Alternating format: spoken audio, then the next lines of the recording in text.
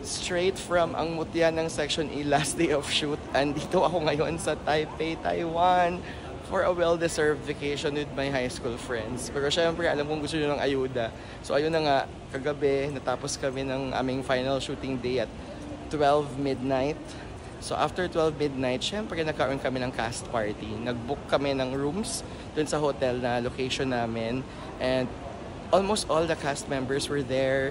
Nag-hangout kami, nag-inuman, nag-chikahan, nag-I love you-an. Kasi syempre, we were together for almost 4 months of shoot.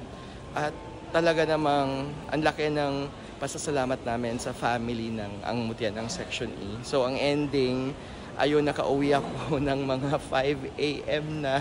At eto na nga, same damit, diretso ka agad sa airport para lumipad ng Taipei, Taiwan. Kasi matagal na rin itong nakaplano with my high school friends. Alam ko yung iba sa inyo naghahanap ng ayuda, pero I'm really sorry kasi syempre, private affair yun, outside work naman yun, so hindi ko pwedeng i-cover. Syempre masarap din na i-enjoy yung party na hindi ka nag-iisip ng content, right? Mas okay yun. Pero sa mga naghahanap kay Ashtress, ayun, maagas lang umuwi nga, sabi ko sa Twitter, kasi meron silang major brand event. And I'm just so happy and proud for them, especially Ashtin, kasi first major brand na yun. So abangan nyo yun ha. For now, eto ngayon pagod. Papunta na kaming hotel.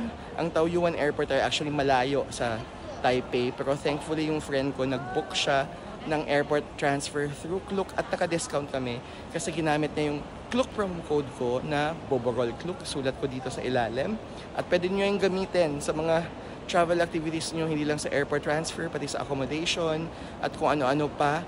Pag nag-book kayo sa Klook, makakakuha kayo ng discount basta gamitin nyo lang yung Klook promo code ko. Pero for now, enjoy ko muna to. Deserve ko to, guys. Thank you for watching.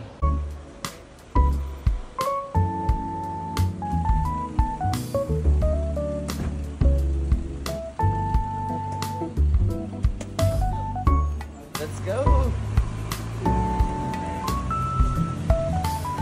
Thank you!